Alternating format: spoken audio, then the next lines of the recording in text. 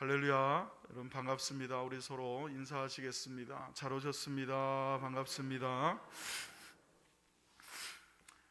성도는 어떻게 살아야 할 것인가에 대한 질문을 우리는 매일매일 시간마다 분마다 초마다 끊임없이 해야 될 줄로 믿습니다. 때로는 어떤 장황한 말이나 설교보다도 짧은 글 하나가 우리의 사명을 깨닫게 하는 좋은 도구가 되기도 합니다. 수녀이면서도 시인으로 활동하고 계시는 이혜인 수녀님의 몽랑연필이라고 하는 시 중에 한 구절을 여러분에게 소개해 드립니다. 예리한 칼끝으로 몸을 깎이어도 단정하고 꼿꼿한 한 자루의 연필처럼 정직하게 살고 싶습니다. 나는 당신의 살아있는 연필, 어둠 속에도 빛나는 말로 당신이 원하는 글을 쓰겠습니다. 정결한 몸짓으로 일어나는 향내처럼 당신을 위하여 소멸하겠습니다. 연필을 보면 아주 꼿꼿하죠.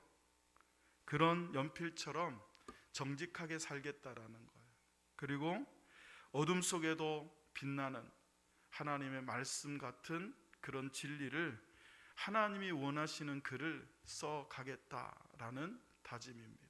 그리고 연필이 점점 깎여서 여기 사진에 나오는 것처럼 몽당 연필이 될 때까지 그렇게 하나님 앞에 점차 사명을 다하고 소멸되어져 가는 그런 몽당 연필과 같은 삶을 살겠다는 그런 다짐을 담은 시가 아닌가 생각을 해봅니다. 2022년 여러분은 어떻게 살고 싶으십니까? 교회는 또 어떻게 살아야 할까요? 이 시처럼 예리한 칼끝으로 우리의 몸이 깎이고 우리의 영혼이 깎이고 우리의 마음이 깎여도 단정하고 꼿꼿한 한 자루의 연필처럼 정직하고 또 하나님 앞에서 순전하게 그렇게 사시기를 주의 이름으로 축원합니다. 저는 오늘 하나님의 연필이라는 말씀의 제목으로 여러분에게 말씀을 전해드리려고 합니다. 조금은 시적인 표현이 많이 들어가 있는 설교일 것입니다. 여기 연필이라는 건 다른 것이 아니라 바로 저와 여러분을 뜻한다고 보시면 되겠습니다. 본문 말씀을 통해서 어떻게 하나님의 연필과 같이 이혜인 시인의 그 시처럼 몽당 연필이 될 때까지 하나님 앞에 쓰임받는 그런 삶을 살 수 있을 것인가? 첫째는 하나님의 손에 붙잡힌 연필이어야 합니다. 다른 손에 붙잡히면 안 됩니다. 하나님 손에 붙잡힌 연필이어야 한다는 겁니다. 오늘 본문 사도행전 6장 5절을 다 같이 읽습니다. 시작. 온 무리가 이 말을 기뻐하여 믿음과 성령이 충만한 사람 스데반과 또 빌립과 브로고로와 니가노르와 디몬과 바메마와 유대교에 입교했던 안디옥 사람 니골라를 택하였다 그럽니다. 세계 제2차 대전에 전쟁 참화 속에서 영국을 승전으로 이끌었던 버나드로 몽고메리 장군이 있습니다. 이 몽고메리 장군이 청년 시절에 한 교회에서 성경 공부를 합니다. 어느 날 성경 공부를 마치고 성경 공부를 인도했던 목사님을 자기 차에 모시고 집까지 모셔다 드리게 되었습니다. 가는 차 안에서 몽고메리가 목사님께 묻습니다. 목사님, 오늘 성경 공부를 하시면서 똑바로 살아야 된다고 가르쳐 주셨는데 어떻게 하면 사람이 똑바로 살 수 있겠습니까? 라고 물었어요. 그러자 옆에 있던 목사님이 안주머니에서 볼펜 하나를 꺼냅니다. 이 볼펜은 절대로 혼자 설 수 없다. 그러나 사람이 잡아주면 똑바로 설 수 있다. 이와 같이 사람은 절대로 혼자 똑바로 설 수 없다. 하나님이 붙잡아 주셔야 똑바로 설 수 있다라고 가르쳐 주었다는 것입니다. 그는 그날 하나님의 손에 붙잡혀 살아야 하겠다라고 하는 결심과 결단을 하게 됩니다. 여러분, 어떤 연필도 스스로 설 수 없습니다. 사람이 붙잡아 줄 때는 기울기도 하고 똑바로 서기도 합니다. 마찬가지입니다. 성도인 우리는 혼자 설 수 없습니다. 성도인 우리는 혼자 진리에 설 수 없습니다. 하나님의 손에 붙잡혀야 진리에 설 수 있고 말씀 위에 똑바로 서게 됨을 믿으시기를 예수의 이름으로 축원합니다. 그렇다면 어떤 사람이 하나님의 손에 붙잡힌 연필과 같은 삶을 사느냐? 하나님의 손에 붙잡힌 사람의 특징이 무엇이냐? 하나님의 손에 붙잡힌 사람은 어떤 사람들이냐 하는 것입니다. 오늘 우리가 읽은 사도행전 6장의 본문 말씀은 초대교회가 사도행전 2장 1절로 4절 성령의 충만함을 입고 교회가 탄생이 됩니다. 그 뒤에 사도들의 적극적인 복음전도 활동을 통해서 교회가 부흥을 했어요. 베드로의 설교를 듣고 3,000명씩 교회로 몰려 들어옵니다. 성도가 3,000명이나 늘어났는데 사역자는 12밖에 안 되니까 교회 안에 여러 가지 어려운 문제가 생겼습니다. 그 문제를 해결하기 위해서 하나님께서 그들에게 지혜를 주셨는데, 너희들은 7명을 세워서 안수해서 집사로 세워라. 그리고 그들이 너희의 일을, 교회의 일을 함께 그렇게 감당하도록 해라 해서 7집사를 선택하여 세우는 장면이 오늘 본문의 말씀입니다. 이 7집사를 택할 때 3,000명 그 이상 되는 성도들 가운데 7명을 뽑을 때 기준이 무엇이었느냐? 오늘 말씀 3절 말씀해 보시면 성령과 지혜가 충만한 사람, 7집사를 안수하여 세울 때에 다른 조건 보지 않았어요. 얼마나 많이 배웠느냐, 얼마나 많이 가졌느냐, 똑똑하냐, 뭐 이런 것 전혀 따지지 않았습니다. 외모 따지지 않았습니다. 출신 따지지 않았어요. 무엇을 보았느냐? 성령이 충만하냐, 성령과 지혜가 충만한 사람. 그리고 우리가 읽은 오늘 보면 6장 5절에 보면 믿음과 성령이 충만한 사람 그랬습니다. 이 두 3절과 5절에서 공통적으로 들어가는 게 뭐냐면 성령에 충만한 사람이에요. 믿음과 지혜는 성령의 결과이기도 합니다. 성령 충만의 결과이기도 해요. 여러분, 누가 하나님 손에 붙잡힌 사람이냐? 하나님 손에 붙잡힌 사람은 어떤 사람이냐? 성령 충만한 사람이에요. 할렐루야. 여러분이 성령 충만하지 않다면 여러분은 하나님 손에 붙잡힌 사람이 아니라 자기 스스로를 붙잡고 사는 사람이에요. 아니면 세상의 지식을 붙잡든지 세상의 힘과 능력을 붙잡든지, 성령에 충만한 사람이야말로 하나님의 손에 붙잡힐 수 있는 사람입니다. 자, 그렇다면 우리는 성령 충만하기를 원해야 될 줄로 믿습니다.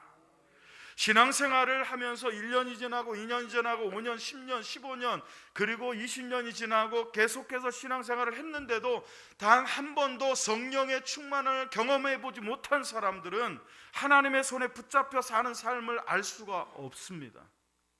왜냐하면 성령 충만하다 할 때 이 충만이라고 하는, 플로레스라고 하는 단어는 완전하다, 가득 채워졌다, 온전하다라는 뜻을 가지고 있어요. 하나님의 성령이 그 영 안에 가득 채워져 있어서 다른 것이 없는 거예요. 온전히 그것으로만 채워져 있는 거예요. 그러니까 성령 충만이라는 건 다른 말로 무슨 뜻이냐면 성령의 지배를 받았다라는 뜻입니다. 성령의 다스리심을 받고 있다라는 뜻이에요. 단순히 여러분 컵에 물을 채우듯이 성령이 여러분 안에 그냥 채워져 있는 상태가 성령 충만이 아니고, 성령께서 그렇게 여러분 영혼에 가득 채워져서 여러분이 다른 생각하지 아니하고 다른 것 바라보지 아니하고 오직 성령 앞에 순종하고 성령께 굴복할 수 있는 상태, 그 상태가 되어서 성령이 가라 하시면 가고, 성령이 멈추라 하시면 멈추고, 성령이 하라 하시면 아멘하고, 성령이 그만하면 멈출 수 있는 상태, 그 상태가 바로 성령 충만의 상태예요. 여러분, 성령 충만해야 다른 것이 아닌, 목사가 붙잡고 쓰는 연필이 아니라, 세상이 붙잡고 쓰는 연필이 아니라 하나님의 손에 붙잡힌 연필이 되어서 하나님이 쓰시는 연필이 될 줄로 믿습니다. 그렇다면 성령 충만은 어떻게 받을 것인가? 여러분, 이것을 무슨 말씀으로, 학적으로, 논리적으로 이거는 여러분 받아 누리고 경험해 봐야 아는 거지만, 일단은 여러분 하나님의 말씀이 증거하고 있는 것들을 한번 살펴보려고 합니다. 사도행전 2장 4절을 같이 읽습니다. 시작. 그들이 다 성령의 충만함을 받고 성령이 말하게 하심을 따라 다른 언어들로 말하기를 시작하니라. 사도행전 2장 1절부터 4절은 초대교회의 역사, 지금 개혁주의 교회의 역사의 중요한 절입니다.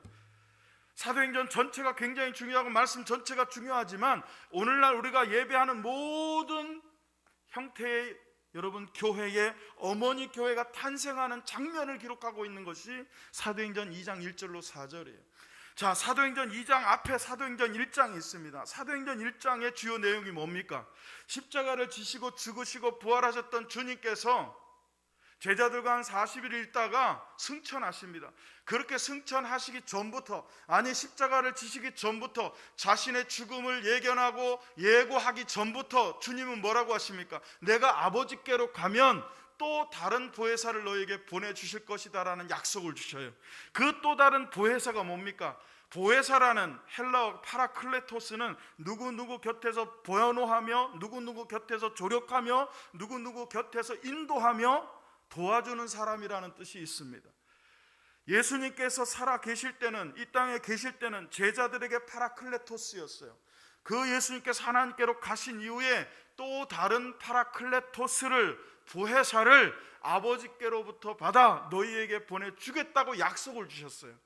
그리고 그 약속을 이루기까지는, 그 약속이 너희에게 이루기까지는 예루살렘을 떠나지 말고 기도해라 그러셨어요.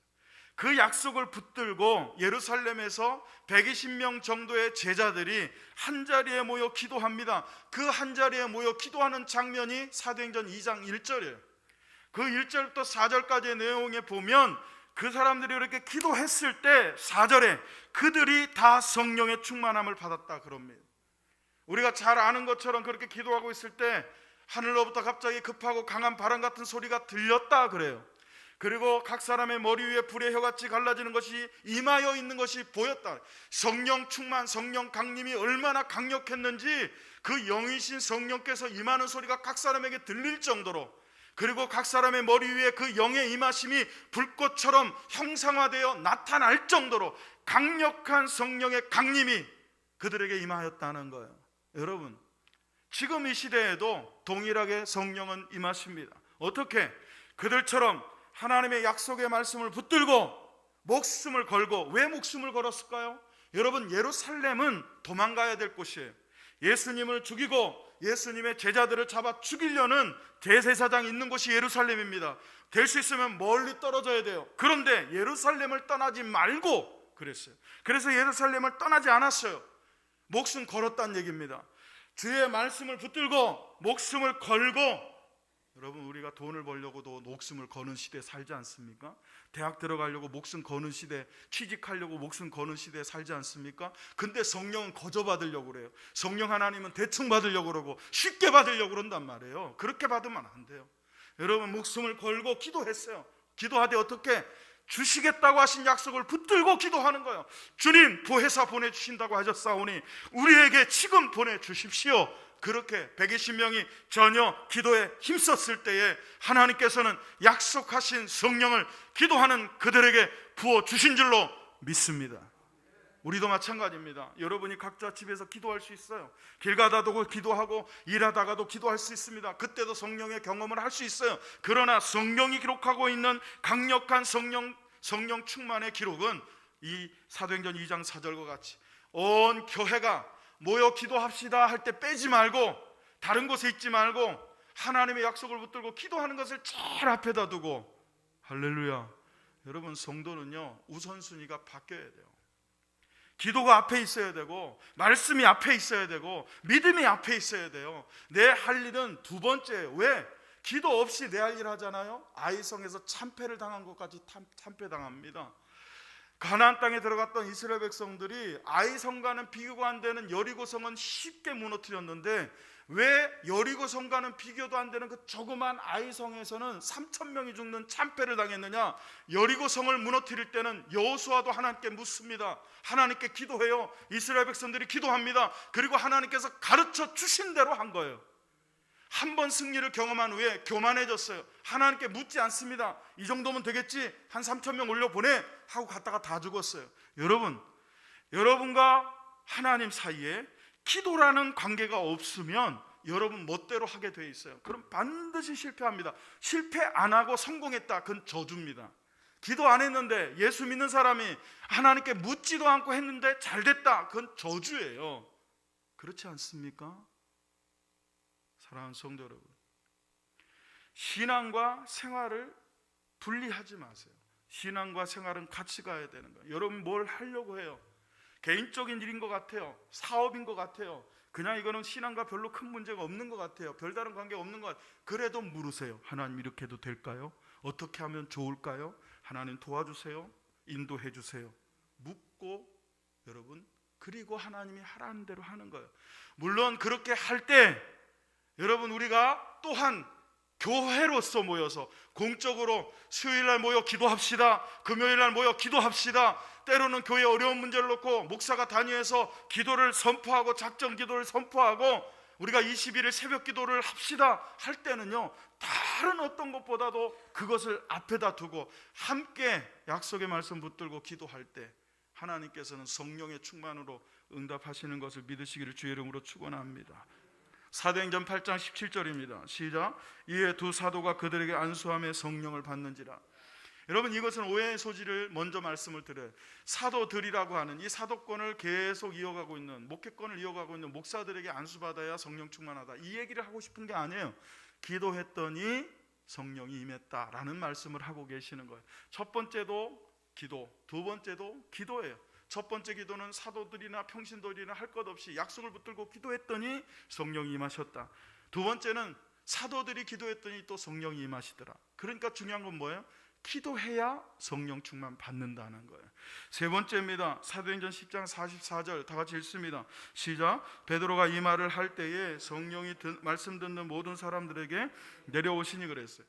베드로가 말이죠, 사마리아에 가서 빌립 집사님이 전도한 사마리아에 가서 말씀을 전합니다. 말씀을 전할 때 그 말씀을 듣는 사람들에게, 여기 이 10장 44절에 이 말씀은 사마리아가 아니네요. 참 베드로가 설교를 하고 있을 때 그 설교를 듣는, 하나님의 말씀을 듣는 자들에게 성령이 임했다. 그러니까 다른 시간이 아닌 지금 이 시간 하나님 앞에서 말씀을 경청하여 듣고 있는 여러분에게 성령이 임하실 것을 믿으시기를 예수의 이름으로 축원합니다. 그러니까 여러분, 결국 기도와 말씀 외에는요, 성령에 충만할 방법이 없어요. 기도하고 하나님 말씀을 듣고 하나님 말씀을 붙잡고 살 때 성령도 역사하신다는 거예요. 또한 여러분, 누가복음 11장 13절을 읽습니다. 다 같이 읽습니다. 시작. 너희가 악할지라도 좋은 것을 자식에게 줄 알거든 하물며 너희 하늘 아버지께서 구하는 자에게 성령을 주시지 않겠느냐 하시니라. 저는 이 말씀을 하도 여러분에게 말씀을 드려서 이제는 다 기억하고 알고 계시리라고 믿습니다. 그러나 또 봅니다. 여러분, 성령 하나님은 자격이 어떤 자격도 필요 없어요. 하나님께서 간절히 간구하는 자에게, 하나님께 구하는 자마다 그랬어요. 하나님께 구하는 자에게 성령을 주시지 않겠느냐. 반어법이에요. 주신다는 거죠. 확실히 주신다는 거예요. 누구에게? 구하는 자에게. 여러분, 구하시기를 바랍니다. 가끔 우리는 하나님을 갈망하라, 하나님을 열망하라 그럽니다. 어떤 게 하나님을 갈망하는 겁니까? 갈망이라는 것 자체는요, 하나님을 간절히 바라보는 열망이에요. 하나님을 간절히 사모하는 거죠. 정말 간절하게. 여러분, 우리는 이것을 인생을 살면서 다른 여러 삶 속에서 경험을 해요. 병에 걸린 사람은요, 그 병에서 낫기를 간절히 원해요. 제3자가 그 사람을 위해서 기도해주고 그 제3자가 그 사람에게 격려의 말을 하는 것과 본인이 하나님 앞에, 하나님 저의 질병을 고쳐주셔서 저를 이 질병으로부터 자유케 해달라고 하는 이 간절함은요, 비교가 될 수 없어요. 여기 성령을 구한다는 거예요. 성령을 구하고 있다는 것은 그저 주셔도 되고 안 주셔도 되고, 주시면 더 좋고 안 주시면 뭐 그냥 살겠습니다, 이 정도 가지고 여러분 구한다고 표현하지 않아요. 사도 바울이 하나님 앞에 자기에 있는 육체의 가시를 빼달라고 3번 기도했다고 그러죠. 그 기도가 어떤 기도일까요? 사도 바울이 3번 기도했다는 건 우리 입장에서는 나는 10번도 기도했고 어떤 그 하나님 이거 응답해달라고 100번도 기도했는데 사도 바울 3번 만에 응답받았네. 여러분, 사도 바울이 3번 기도했다는 건 그건 목숨을 걸었다는 얘기예요. 중함의 차이가 있는 거예요. 얼마나 절박하냐, 그것의 차이가 있는 거예요. 여러분, 정말 우리에게 인생을 살아가다 절박한 상황이 왜 올까요? 우리를 미워해서? 아니에요. 우리를 그냥 무자비하게 때리시기 위해서? 아니라고 생각해요. 절박할 때만큼 하나님을 순수하게 찾는 경우가 없기 때문이에요. 여러분, 성령을 구하는 것도 절박하게 구하셔야 돼요. 하나님, 저는 절대로 혼자 설 수 없습니다. 하나님이 붙잡아 주셔야 되는데, 오늘 말씀 들으니까 성령에 충만해야 하나님 손에 붙잡힌다고 하니 저에게 성령 충만을 주세요. 그래서 하나님 손에 붙잡힌 연필로 쓰임받게 해주세요.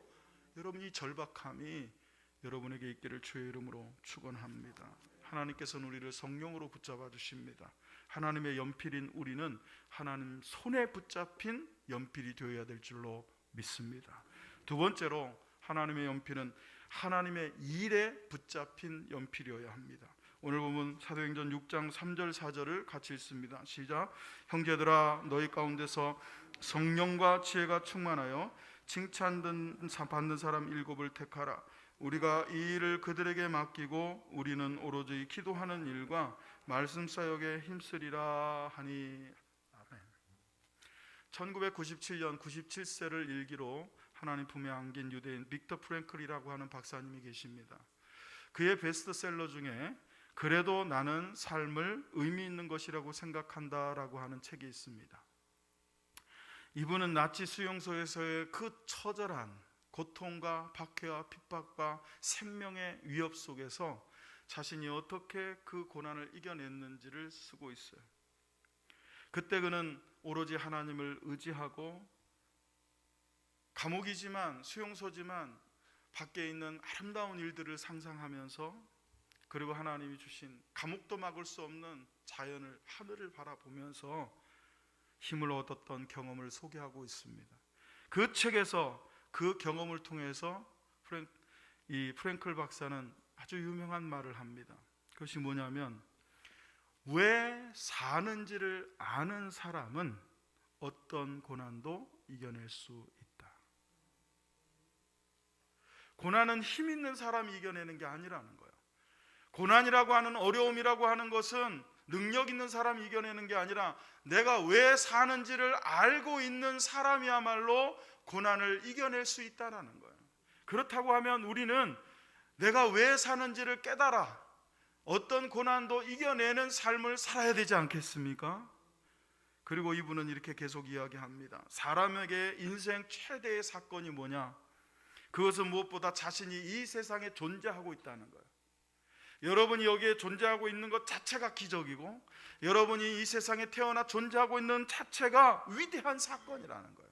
그런데 그것보다 더 위대한 사건이 있다는 거예요. 그게 뭐냐면, 자신이 이 세상에서 살아가면서 꼭 해야 될 일을 발견하는 것. 존재 자체도 위대하지만 존재하고 있는 사람이 이 세상에서 사는 동안 내가 어떤 일을 해야 할지를 발견하는 것, 그것이 가장 위대하다 그랬어요. 세상에서 내가 꼭 해야 할 일을 우리는 사명이라고 부릅니다.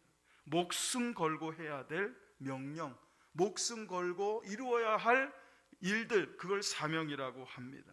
사랑하는 성도 여러분, 자신이 무엇을 해야, 무엇을 하며 살아야 되는지를 아는 사람은요, 자신의 환경이나 다른 사람을 탓하지 않습니다.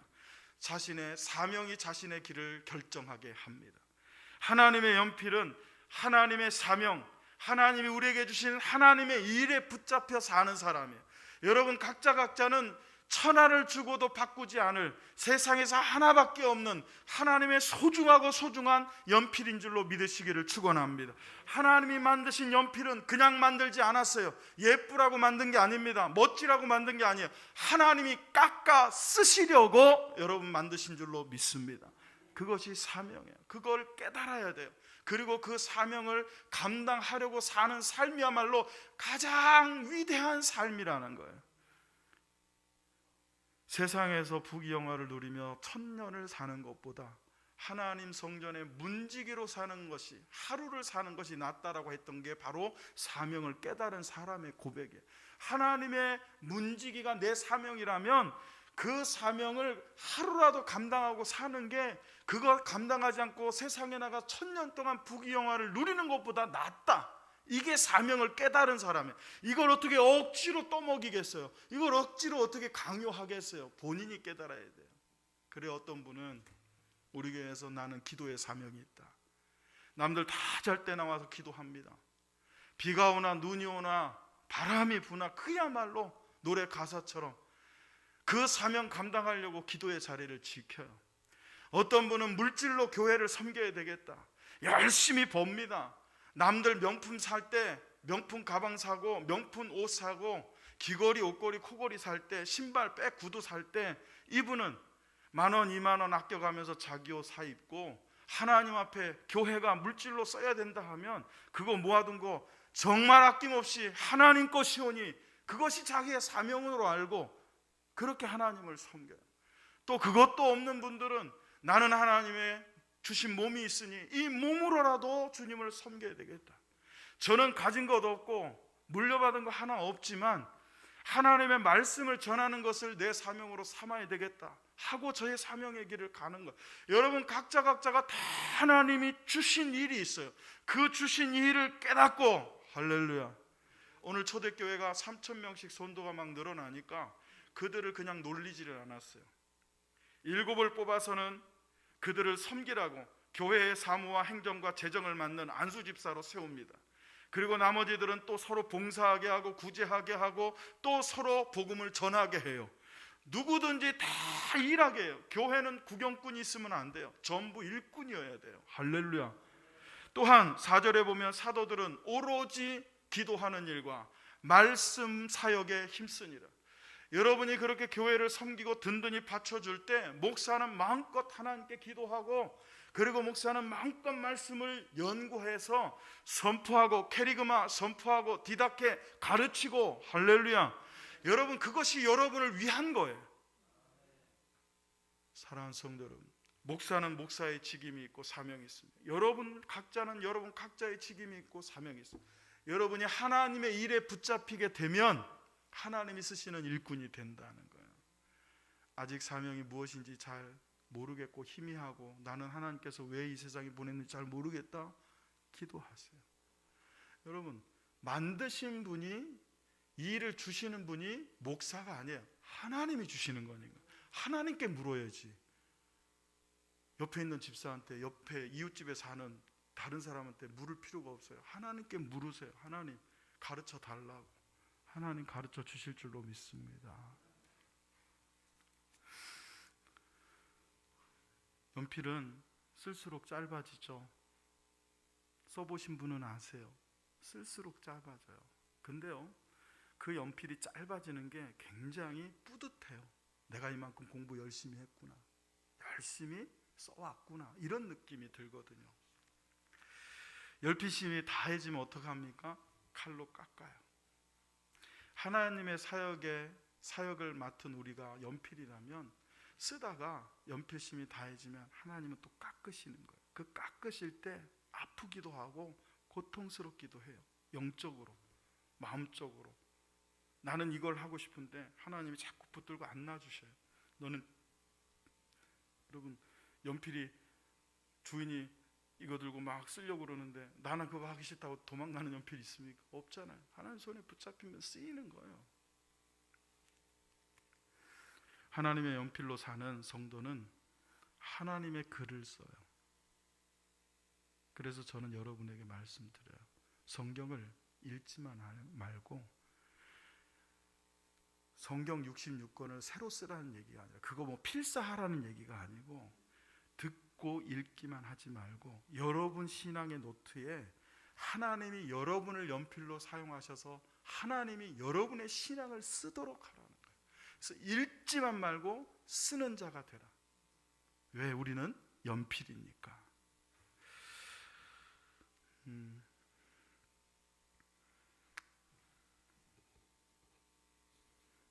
사랑하는 성도 여러분, 하나님의 연필은 하나님의 일에 붙잡힌 사람들입니다. 연필을 써보신 분들은 아실 거예요. 새 거를 사갖고 옵니다. 아버지께서 사다 주셔요. 그럼 한 타스에 12개가 들어있어요. 그죠? 그 12개를 아껴 쓰느라고 가만히 놔두면 나중에 여러분 깎아 쓰려고 그러면은 어때요? 연필심이 안에서 골아가지고 다 부러져 있어요. 놔두고 아껴뒀다가 나중에 쓰려고 그러면 못 써요. 그래서 사다 주시면 바로 깎아다 써야 돼요. 여러분 아껴두고 안 쓰고 일 안 하고 가만히 있다가 다 골아가지고 부러지고 못 쓰는 연필 되지 마시고 자꾸 서서 몽당 연필 달아 없어지는 여러분 되시기를 예수 이름으로 축원합니다. 제가 확실히 믿는 것은 그거예요. 저도 질병에 대한 두려움도 있고 죽음에 대한 두려움도 있지만 제가 믿는 확실한 한 가지는 뭐냐면 내가 만약 이 세상을 떠나야 될 날이 온다면 그것은 연필이었던 내가 하나님 손에 붙잡혀서 쓰임 받다가 깎고 깎이고 깎아서 쓰고 또 깎아 쓰다가 이것보다도 더 짧아서 이제는 도저히 깎아 쓸 수 없게 되었을 때 너 이제 다 했다. 네 사명 다 했다. 작은 일에 충성된 종아, 착하고 충성된 종아, 네 사명 이 땅에서 다 했으니 이제 가서 쉬자 하고 가는 날이 제가 죽는 날이에요. 여러분도 마찬가지예요. 우리가 연필이라면 언제까지 이대로 있을 것 같아요? 점점 깎이는 거예요. 점점 깎이는 거예요. 그래서 여러분 나이가 들어 점점 깎여서 요만큼 남았을 때는 그 깎인 것만큼 써온 인생에 말씀이 있어야 된다는 거예요. 저는 이만큼밖에 안 남았으면 이만큼 남을 때까지 써온 그 인생에 남은 흔적들이 여러분 신앙의 노트에 써 있어야 된다는 거예요. 그걸 쓰는 사람이 되라고요. 할렐루야. 그래서 하나님 앞에 갔을 때 우리가 가져갈 거는 그 노트만 가져가는 거예요. 주님, 제가 이렇게 써왔습니다. 제 인생의 신앙 노트를 하나님의 연필로서 이렇게 써왔습니다 라고 한 그것만 가져가는 거예요. 사랑하는 성도 여러분, 하나님 손에 하나님 일에 붙잡혀서 더 이상 깎아 쓸 수 없을 정도가 될 때까지 하나님께 쓰임받는 몽당 연필들이 되시기를 주의 이름으로 축원합니다. 마지막 세 번째로 하나님의 연필은 하나님의 꿈에 붙잡힌 연필이어야 합니다. 오늘 사도행전 6장 7절 본문을 읽습니다. 다 같이 읽습니다. 시작. 하나님의 말씀이 점점 왕성하여 예루살렘에 있는 제자의 수가 더 심히 많아지고 허다한 제사장의 무리도 이 도에 복종하니라. 아멘. 연필이 주는 막연한 그 추억이 있어요. 저는 어린 시절에 새 연필을 아버님께서 사다 주시면 그렇게 기분이 좋고 그냥 흥분이 됐어요. 그래서 그 연필을 하나 이렇게 박스에서 빼가지고요 먼저 냄새를 맡아요. 여러분 기억나십니까? 그 냄새? 안에는 흑연이 들어가 있지만 아직 깎지도 않은 그 온전한 연필, 기다란 연필 하나 이렇게 맡아보면 그 흑연, 연필심을 감싸고 있는 나무 향기가 나요. 그 향기가 지금도 기억이 나거든요. 여러분 그것을 칼로, 도르코 칼, 뒤에는 검은 손잡이 요만한 거 있고 앞에 요만게 있는 거 접었다 폈다 하는 거 있잖아요. 그걸 이렇게 깎아요. 제가 깎습니다. 깎으면서 어떤 생각을 해요? 어떤 다짐을 해요? 이거 깎아서 이 연필로 열심히 공부해서 1등 할 거야. 우등생 될 거야. 여러분은 열심히 해서 뭐 할 거야? 그런 꿈들이 다 있잖아요. 연필을 깎는 사람은 그런 꿈을 꿔요. 저는 또 어렸을 때 그림 그리기를 좋아해서 여러분 보통 HB는 이 공책의 숙제나 이런 거 평소에 쓰는 그 연필심 굵기고요. 그림을 그릴 때는 4B 연필을 썼어요. 흑연이 물러요. 그리고 두껍고 잘 그려집니다. 그 4B 연필을 깎을 때는요 이걸로 내가 어떤 그림을 그리게 될까 하는 기대가 있어요. 막 꿈이 그려져요. 흥분된단 말이죠. 마찬가지. 하나님께서 여러분을 하나님의 연필로 삼으시고 여러분을 깎으실 때는 여러분들을 깎으면서 기대가 있는 거예요. 이걸로 내가 어떤 글을 쓰게 될까? 이걸로 내가 어떤 그림을 그리게 될까? 하는 기대를 가지고 연필을 깎는단 말이에요. 그것과 같이 하나님은 여러분을 부르시고 택하시고 구원하셔서 세우실 때에 내가 이 자를 통하여 어떤 것을 이루리라고 하는 여러분의 꿈이 아니라 하나님의 꿈이 있단 말이에요. 그 꿈이 사도행전 오늘 6장 7절에 어떻게 이루어졌습니까? 하나님의 말씀이 점점 왕성해지고, 이게 하나님의 꿈이에요.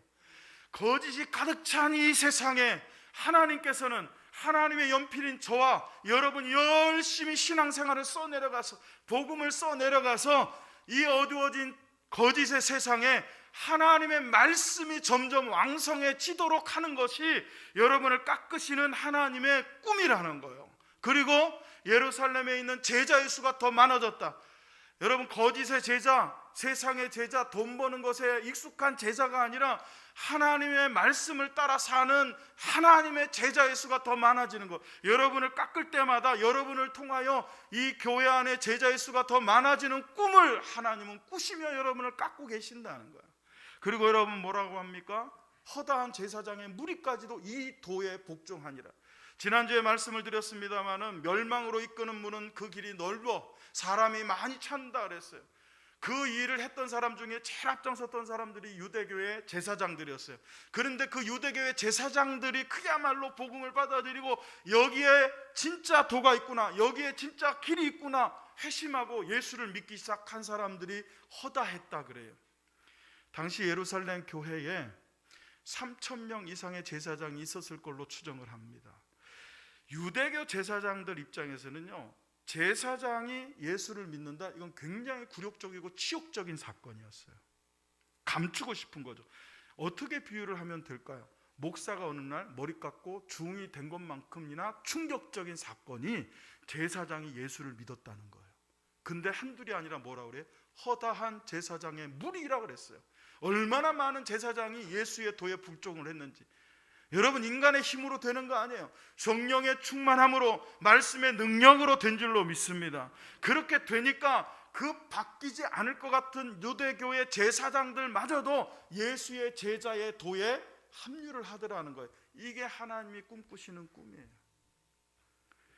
사랑하는 성도 여러분, 3주 전에 저는 피에타상을 여러분에게 보여드리면서 미켈란젤로가 교황에게 그런 말을 했다. 당신 참 훌륭한 위대한 조각가다.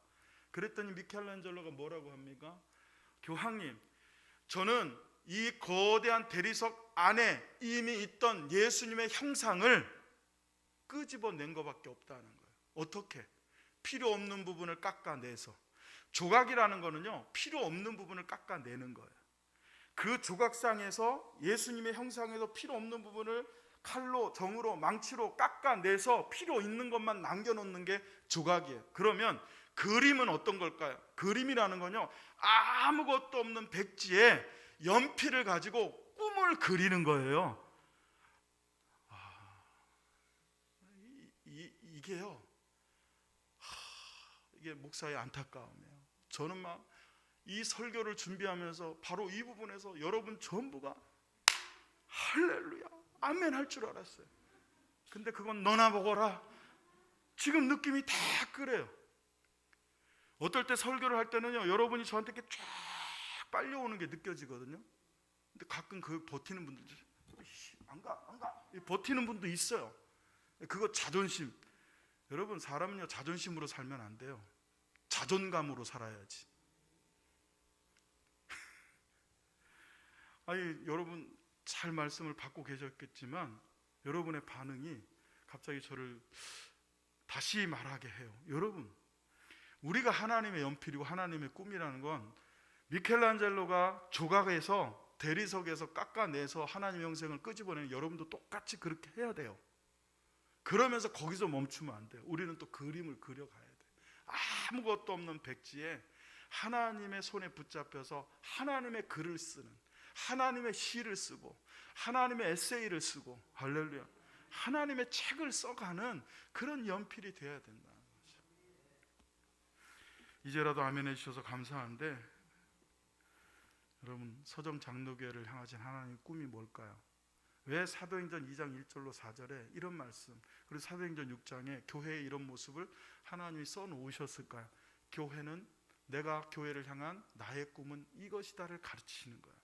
여러분, 교회가 막 크게 지어지고 교회가 막 돈이 많아가지고 엄청 부자가 되고 이런 말씀은 어디에도 없어요. 하나님이 꿈꾸시는 교회, 하나님의 연필.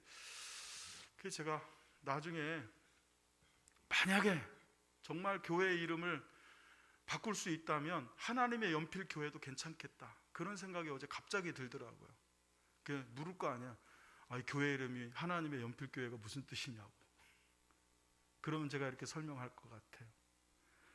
여러분, 하나님의 말씀이 점점 왕성해지는 교회, 제자의 수가 더 심히 많아지는 교회, 허다한 제사장의 무리가 멸망의 도가 아닌 생명의 도로, 지금 이 세상에서도 죽음으로 가는 성도 사람들이 생명으로 돌아오는 그런 교회, 이게 하나님이 꿈꾸시는 교회고, 그 하나님의 꿈에 붙잡혀야 돼요. 여러분 각자가 이루고 싶은 꿈이 있겠지만 그게 여러분 꿈이 하나님 꿈과 맞아야 돼요. 그게 뭐예요? 보조를 맞추고 목적지가 같고 끝까지 가는 것, 그게 동행이에요. 2022년 오늘은 청지기를 임명하는 주일이라고 제가 3주 전부터 광고를 드렸습니다. 청지기로 임명을 이미 받으신 분도, 그리고 오늘 받게 되시는 분들도, 또 나는 뭐지 하는 분들도 전부 다 청지기예요. 다 하나님의 일꾼입니다. 그런 우리가 하나님의 연필이 되는, 그래서 하나님께 쓰임받는 한 해가 되기를 예수의 이름으로 축복합니다. 하나님의 연필은 어떤 존재여야 됩니까? 첫째, 하나님의 손에 붙잡힌 연필이어야 됩니다. 두 번째, 하나님의 일에 붙잡힌 연필이어야 됩니다. 세 번째, 하나님의 꿈에 붙잡힌 연필이어야 합니다. 여러분이 다 세월이 지나서 잊어버리더라도 그때 하나님의 연필 딱 하면 이것들이 떠오를 수 있어서 다시 사명을 해보고 다시 꿈을 그리고 하는 그런 은혜가 있기를 주의 이름으로 축원합니다. 들은 말씀 붙잡고 찬양 드리신 후에 함께 다짐하며 결단하며 찬양 기도하겠습니다.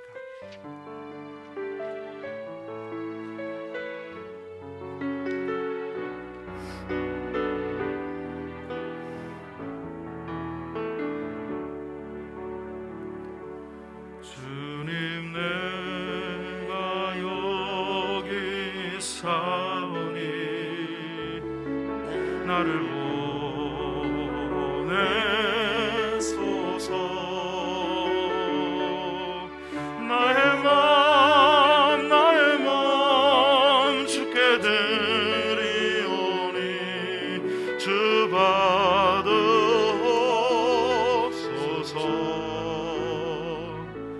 주님, 내가 여기 사오니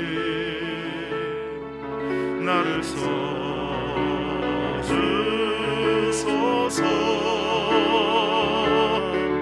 가진 것 모두 다 주께 드리오니 주 받으옵소서.